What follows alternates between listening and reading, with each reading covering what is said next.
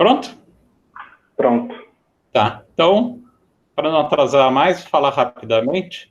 Agradecer a presença de todos nesse nosso segundo evento, né, da jornada que a gente fez o primeiro ano passado. Foi bastante interessante, teve bastante sucesso, bastante gente atendeu, né? Tivemos auditórios cheios todos os dias do evento.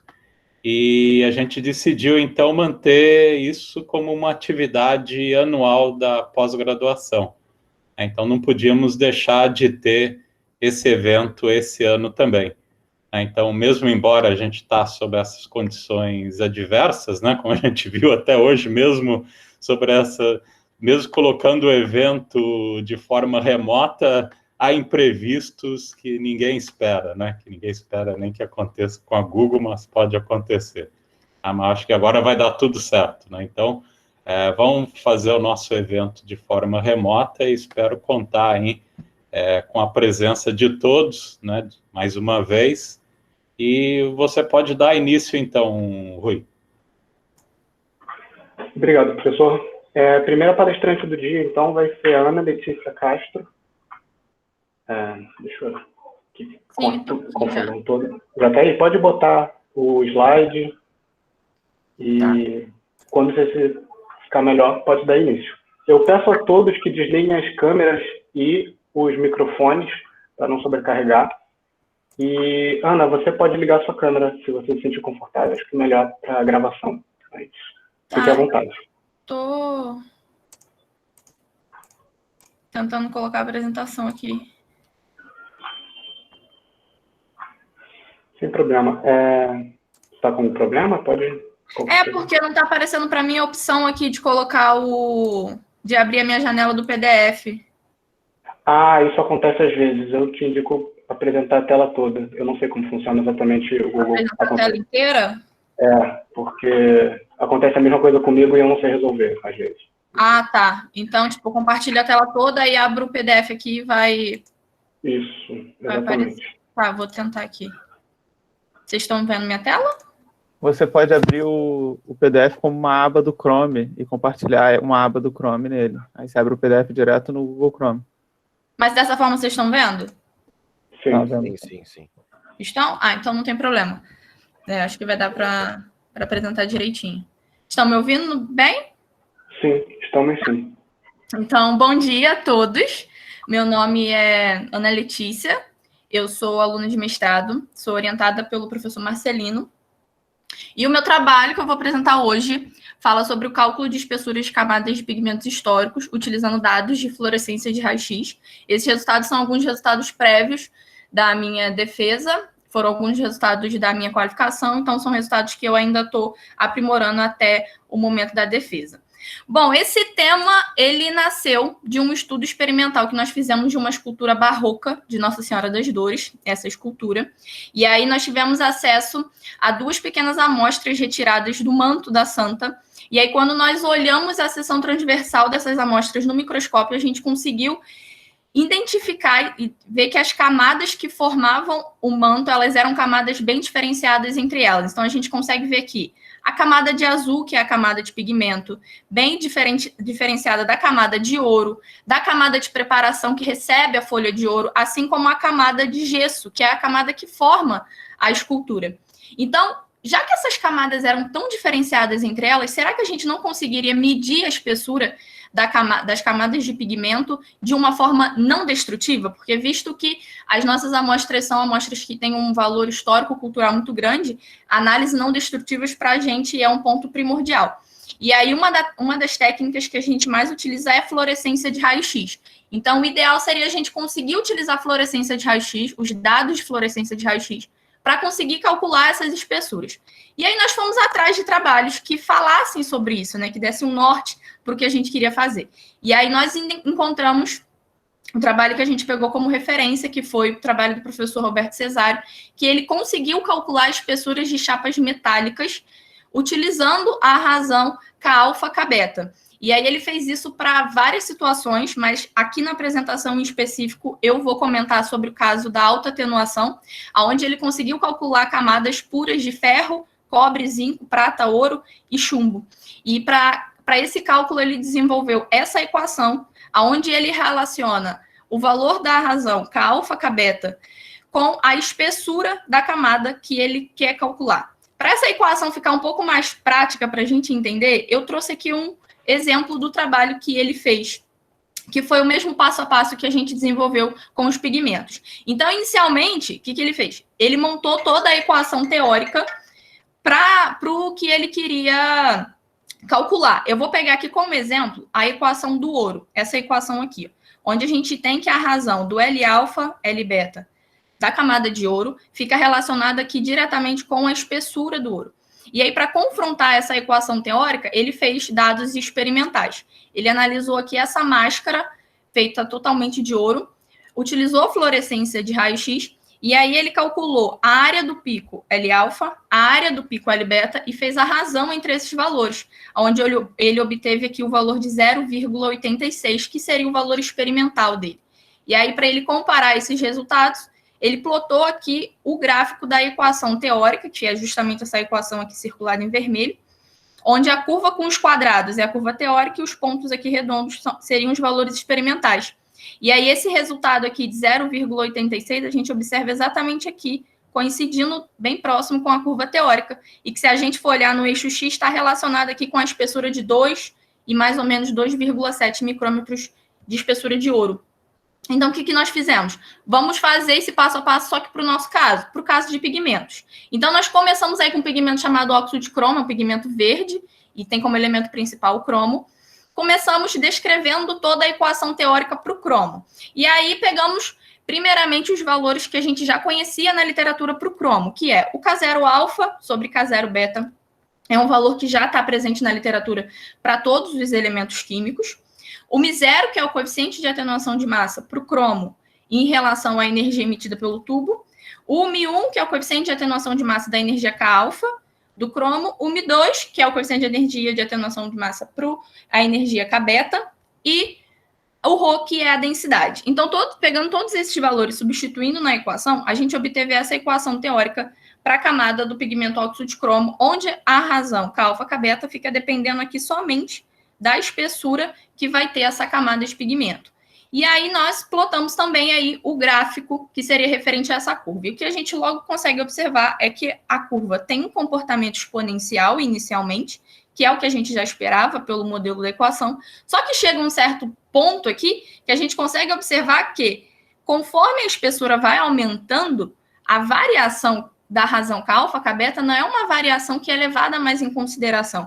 Ela tem uma tendência de uma certa constância.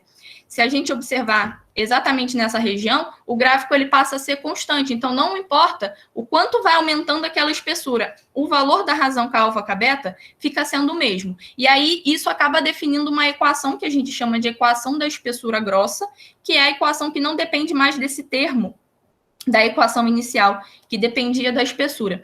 Passa a ser uma equação que depende somente dos coeficientes de atenuação e da razão K-alfa, K-beta, que seria destinado para espessuras grossas. Com esse resultado, o nosso próximo questionamento foi: vamos confrontar essa curva teórica com resultados experimentais. Será que a gente vai ter o mesmo comportamento da curva se a gente estiver utilizando dados experimentais? E aí, a primeira dificuldade que a gente teve foi exatamente com os valores das espessuras, porque como as nossas amostras elas têm um valor histórico-cultural muito grande, a gente não pode contar que vai ser possível retirar um pedaço de amostra ou medir o valor da espessura. Então, o valor da espessura não seria um valor que a gente poderia ter acesso previamente. Então, isso fez com que a gente optasse por simulação dos espectros de fluorescência de raio-x para os casos que a gente queria analisar. Então, nós utilizamos um programa que se chama XMI, onde inicialmente as primeiras informações que o programa pede para a gente é qual é a espessura da camada que você quer simular, qual é a composição elementar, a ordem das camadas e a densidade da camada que você está querendo simular. E aí ele monta um espectro de fluorescência de raio-x de acordo com os dados iniciais que você coloca no programa. Com isso, nós simulamos camadas puras de óxido de cromo, com espessuras iniciais de 0,018 micrômetros até 80 micrômetros. Simulamos todos esses espectros e aí pegamos cada espectro colocamos num programa que se chama PyMCA e fizemos a área do pico K-alfa, a área do pico K-beta e realizamos a razão entre esses valores, para que esses resultados sejam os nossos resultados experimentais, que na verdade foi a partir da simulação dos espectros. E aí, com esses resultados, a gente pôde confrontar aí a curva teórica com os resultados simulados. E aí a gente consegue observar aqui, inicialmente, que ambos os resultados para a razão K-alfa, K-beta, ele tende a um comportamento que a razão vem diminuindo conforme o aumento da espessura do pigmento, mas quando chega aqui a um certo valor, mais ou menos aqui em 60 micrômetros, esses valores, eles tendem a manter uma certa constância, que seria aquela espessura grossa que eu comentei no início, e a partir daí, tanto na curva experimental quanto na teórica, ela passa a ter um comportamento constante, passa a ser descrita pela equação de espessura grossa. E aí, esse resultado a gente achou muito interessante, porque a gente consegue ver essa diferença nos próprios espectros de fluorescência de raio-x simulados. Aqui eu coloquei 3 espectros de espessuras diferentes, para a gente poder ver a diferença entre a intensidade dos picos. Aqui, esse gráfico de curva preta seria referente à espessura de 8 micrômetros, o vermelho de 70 micrômetros e o azul seria de 80 micrômetros. Repara que a diferença da intensidade para um espectro de 8 micrômetros a diferença é muito grande em relação a um de 70 micrômetros. O que não acontece quando a gente compara o de 80 micrômetros com o de 70. Então, isso reflete diretamente na área do pico, o que vai refletir em relação às áreas dos picos K-alfa, K-beta. Então, por isso, quando chega ali a partir de 60, o valor da razão K-alfa, K-beta vai se mantendo constante para espessuras cada vez maiores. E aí, como conclusão dessa primeira parte do trabalho, nós temos que o comportamento semelhante, né, observado aí entre a curva experimental e a teórica, a gente vê que é possível calcular, é possível chegar a um determinado valor para as espessuras. Mas, inicialmente, a gente reconhece, a gente sabe que a nossa simulação tem que ser aperfeiçoada para que a gente consiga cada vez mais diminuir esse desvio entre as duas curvas apresentadas. Segundo, que foi possível identificar a região grossa do pigmento, e a gente já observou que cada pigmento vai ter uma região grossa diferente, e a gente conseguiu aqui caracterizar para o pigmento óxido de cromo. E terceiro, que a identificação da equação da região grossa, essa equação vai ser muito útil para o nosso segundo caso estudado nesse assunto. O segundo caso não é sobre autoatenuação, é sobre atenuação pela segunda camada, e aí eu trouxe aqui um exemplo de um trabalho da Sofia, onde ela conseguiu estudar uma obra em que tinha uma camada de branco à base de chumbo e sobre essa camada tinha uma camada de ouro. E ela conseguiu calcular a espessura do ouro usando justamente essa equação teórica. E aí o passo a passo que nós vamos fazer aqui é justamente para conseguir simular essa mesma situação, de conseguir medir aqui a espessura do ouro sobre uma camada de branco à base de chumbo. E aí, com essa equação aqui, Mi3 e Mi4 são valores que a gente consegue identificar na literatura, mas o valor de L0 alfa e L0 beta para o chumbo a gente precisa identificar para montar a nossa equação teórica. E aí o que nós fizemos foi plotar um gráfico de autoatenuação para o branco de chumbo. E aí, se a gente observar aqui, novamente, chega um certo valor que a curva começa a ter uma certa constância. E aí, observando a curva, a gente vê que isso começa mais ou menos aí em 30 micrômetros. E aí a razão das áreas para a espessura de 30 micrômetros é mais ou menos aí 2,06. Então, o valor da razão L alfa, L beta para o chumbo de 30 micrômetros seria de 2,06. Esse valor a gente consegue utilizar diretamente na equação para espessuras grossas. Então, aqui eu tenho que L alfa, L beta do chumbo é o 2,06. O L0 alfa, L0 beta é o que eu quero descobrir. E a matemática feita aqui entre Mi0 mais Mi2 dividido para Mi0 mais Mi1 dá o resultado de 0,680. E com a matemática necessária aqui, a gente chega ao valor de L0 alfa, L0 beta de 3,029. E é justamente esse valor que a gente substitui aqui na nossa equação teórica. Então, com esse valor, substituindo aqui na equação, a gente monta a equação teórica para a camada do branco de chumbo, e sobre essa camada de branco de chumbo, uma camada de folha de ouro. E aí, para, novamente... Ana, com licença. Você tem 5 minutos. Tá, não, já estou acabando. Para justamente confrontar essa curva teórica, nós também simulamos resultados espectros de branco de chumbo e sobre o branco de chumbo a camada de ouro. E aí a camada de ouro nós fomos variando aí de 1 micrômetro até 4 micrômetros. Com essa simulação, nós chegamos a esse espectro de comparação entre uma curva teórica e os valores experimentais. E aí a gente consegue observar que nós temos uma região de similaridade entre as duas curvas, e é uma região que, para a gente, foi um resultado muito positivo, porque na maioria dos trabalhos que são calculados as espessuras de ouro, as espessuras sempre estão girando em torno aí dessa região de interseção entre as duas curvas que nós estamos apresentando. Bom, como conclusão, a gente tem que a semelhança do gráfico, né, entre as razões de L alfa e L beta para o experimental e para o teórico foi uma semelhança que foi positiva para o nosso trabalho. Na comparação dos gráficos, a gente viu ali que na região mais ou menos de 2 micrômetros a 3,5 micrômetros foi quando as duas curvas se encontraram, mas a gente quer melhorar os parâmetros da simulação para que mais regiões possam se similarizar com ambas as curvas. E, por último, qualquer melhora que a gente consiga fazer no caso de autoatenuação, isso reflete diretamente no caso da atenuação pela segunda camada, porque esse segundo caso depende diretamente dos resultados da autoatenuação do pigmento. E é isso. Muito obrigada pela atenção de todos. Obrigado, Ana. Queria agradecer. Deixa eu só abrir aqui para a gravação. Queria agradecer que você seguiu o horário. Aí terminou até adiantado. E agora a gente vai abrir para as perguntas. Alguém tem alguma pergunta para a Ana?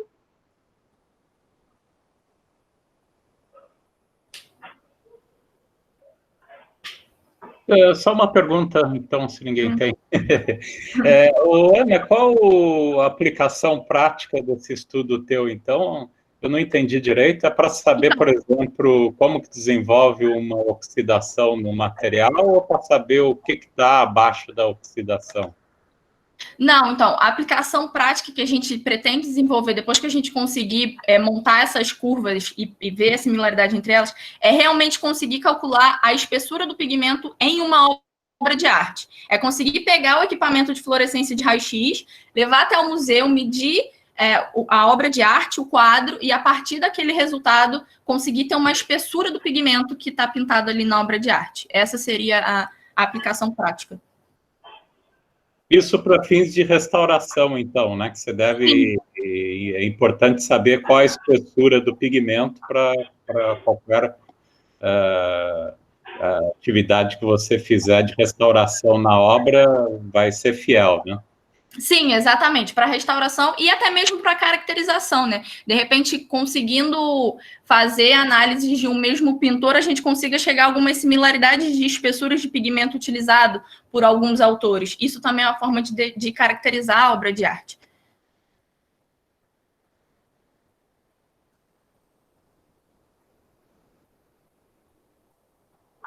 Mais alguma pergunta?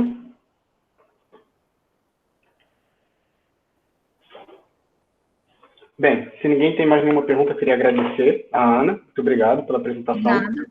A gente vai passar agora para a próxima a apresentar, a Andrea. Primeiro, eu vou parar a gravação